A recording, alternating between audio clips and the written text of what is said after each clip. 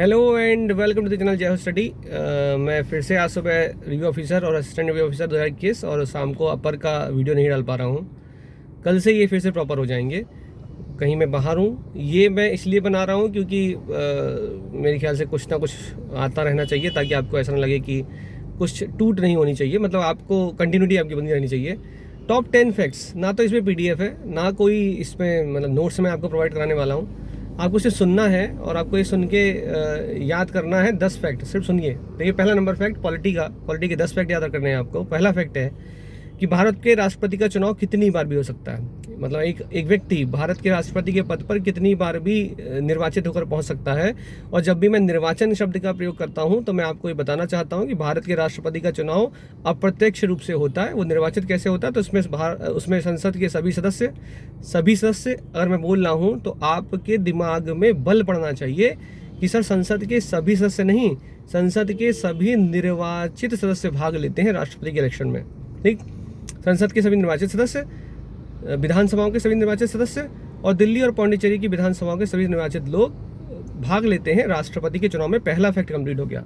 Number 2 fact आपको याद रखना है हमेशा कि उच्चतम न्यायालय के संबंध में अगर आपसे पूछा जाए कि उच्चतम न्यायालय के जज जो न्यायाधीश है उसकी क्वालिफिकेशन योग्यताएं क्या क्या होती हैं, तो आपको ये याद रखना है कि उच्चतम न्यायालय की क्वालिफिकेशन नंबर 1 वह भारत का नागरिक होना चाहिए।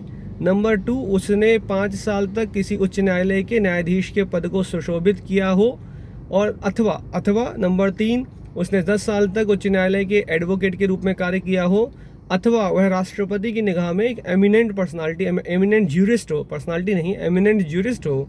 तो ऐसा व्यक्ति भारत के उच्चतम न्यायालय का न्यायाधीश बनने की योग्यता रखता है। साथ में आपको ये भी याद रखना है कि वही व्यक्ति भारत का महान्यायवादी बनने की भी योग्यता रखता है। ठीक, फैक्ट नंबर 3।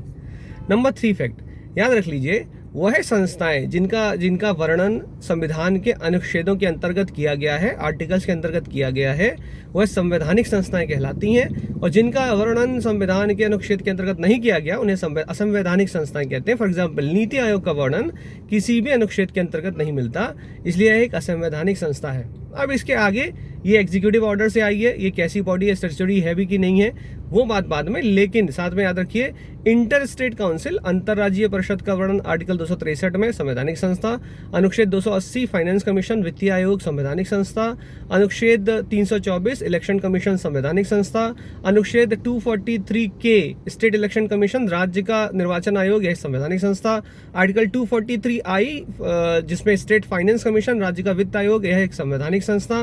तो जो भी कुछ संविधान के अनुच्छेदों के अंतर्गत लिखा हुआ होगा, काउंसिल ऑफ मिनिस्टर मंत्रिपरिषद की बात कर रहा हूँ, अनुच्छेद 74 संवैधानिक संस्था, तो ये सब एक संवैधानिक संस्थाओं के रूप में कार्य कर जाते हैं। ठीक, तो मैंने कुछ और आप हो सकता है मुझसे बार बार बोलें, सर आप बार बार वही बताते हैं, आर्टिकल 280, 263, आर्टिकल 324, 243I, 243K, ऐसा क्यों करते हैं बार बार? तो देखिए, मैं जानबूझकर ऐसे आर्टिकल्स का नाम ले रहा होता हूँ जो मुझे पता है बहुत कॉमन है और आते ही आते हैं।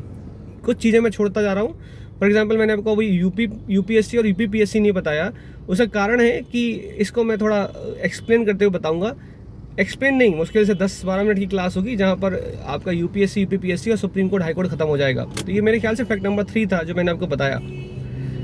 फैक्ट नंबर 4 याद रखिए, राज्यव्यवस्था के अंतर्गत जब आपको पढ़ना है तो आपको याद रखना है कि राज्य का राज्यपाल एक या एक से, मतलब एक राज्य का तो राज्यपाल होगा ही, वह 2 या 2 से अधिक राज्यों का राज्यपाल हो सकता है, ऐसा 7वें संविधान संशोधन के द्वारा कह दिया गया।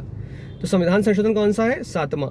फैक्ट 5 याद रखिए कि मंत्रिपरिषद में कुल मंत्रियों की संख्या 15%, लोकसभा की अधिकतम संख्या के 15% से अधिक नहीं हो सकता, प्रधानमंत्री को इंक्लूड करके।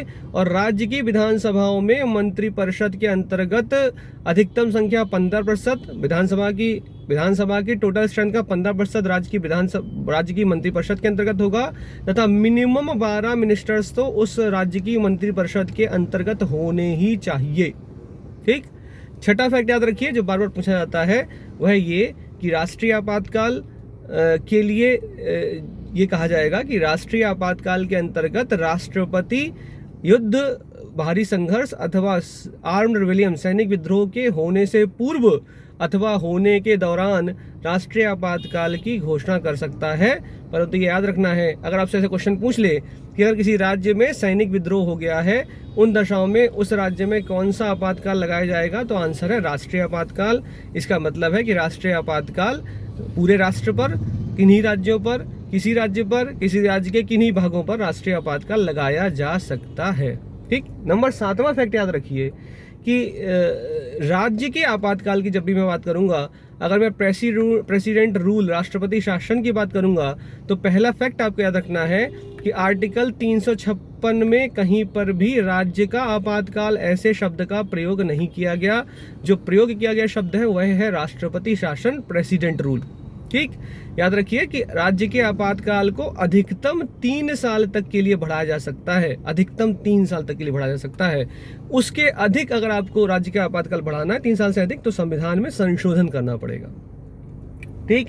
याद रखिए 3 अनुसूचियां 2, 5, 6, 256, अनुसूची नंबर 2, अनुसूची नंबर 5, अनुसूची नंबर 6, इनको अगर आपको इनमें संविधान संशोधन, इनमें अगर संशोधन करना है तो आपको साधारण बहुमत की रिक्वायरमेंट होती है। साधारण बहुमत क्या होता है? साधारण बहुमत का मतलब होता है 1/2 member present, 1/2 member present and voting in the parliament. संसद में जो लोकसभा है मान लो, तो उसमें उसका half total member present and voting, कुल मेंबर और जिसमें जो प्रेजेंट है और जितने वोट कर रहे हैं उसका आधा, यह साधारण बहुमत कहलाता है। 50% + 1 उसे जनरली कहते हैं हम लोग। तो याद रखिए इतना, अगर 50% में भी total member present and voting वाला कॉन्सेप्ट रहता है।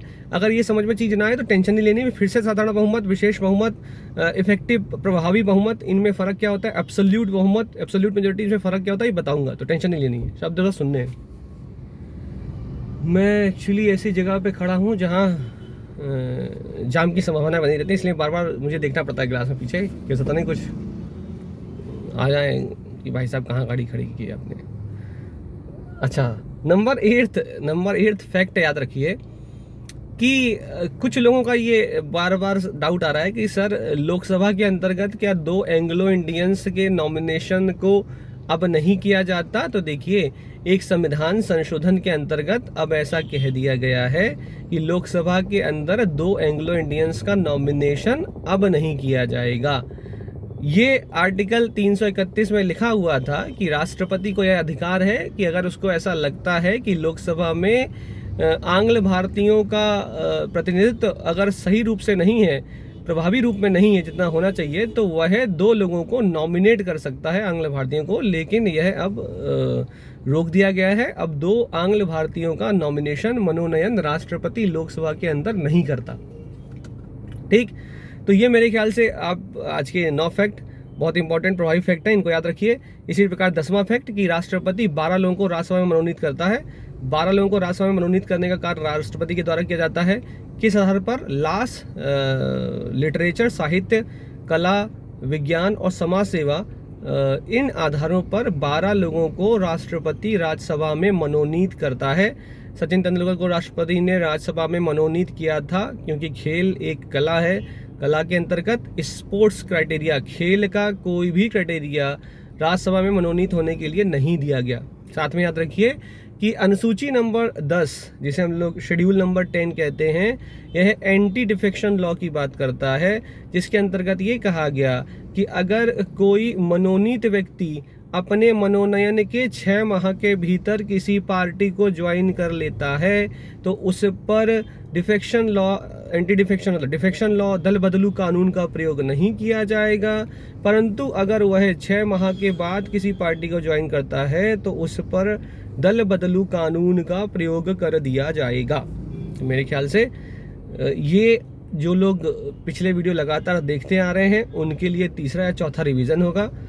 इस चीज़ पर भरोसा रख के चलिएगा कि मैं बार बार रिवीजन क्यों करा रहा हूँ, क्यों ये सब चीज़ें बार बार बोलता रहता हूँ। क्योंकि मेरा मानना ये है कि अगर आपके हाथ में पॉलिटी के 10 क्वेश्चन 10 में 10 सही आप करके आते हैं तो एक कॉन्फिडेंस आपके ऊपर हमेशा से रहता है कि हाँ, कम से कम ये हमारा स्ट्रॉन्ग पोर्शन हो चुका है। इसी प्रकार से मॉडर्न हिस्ट्री का मैं अगर पहुँच गया तो स्लाइड बना दूंगा, और अगर इन केस में रास्ते में अटका तो मैं इस प्रकार से आपको बैठे बैठे ही कहानी की तरह 10 फैक्ट सुना दूंगा, जो सिर्फ आपको सुनना है। PDF की क्रांति, और ये जो क्रांति आ गई है कि मतलब नोट्स की क्रांति बनी हुई है, इनके नोट्स पढ़ लो, उनके नोट्स पढ़ लो, इनके नोट्स पढ़ लो, उनके नोट्स पढ़ लो। नोट्स से ही हम सब कुछ कर, हमारे को बस पैसा ले लो, नोट्स दे दो, सिलेक्शन तो हम खुद ही ले लेंगे। ऐसा नहीं हो पाएगा, मेहनत करनी पड़ती है नोट्स के साथ में। वो नहीं कर पाएंगे तो कोई फ़ायदा नहीं है।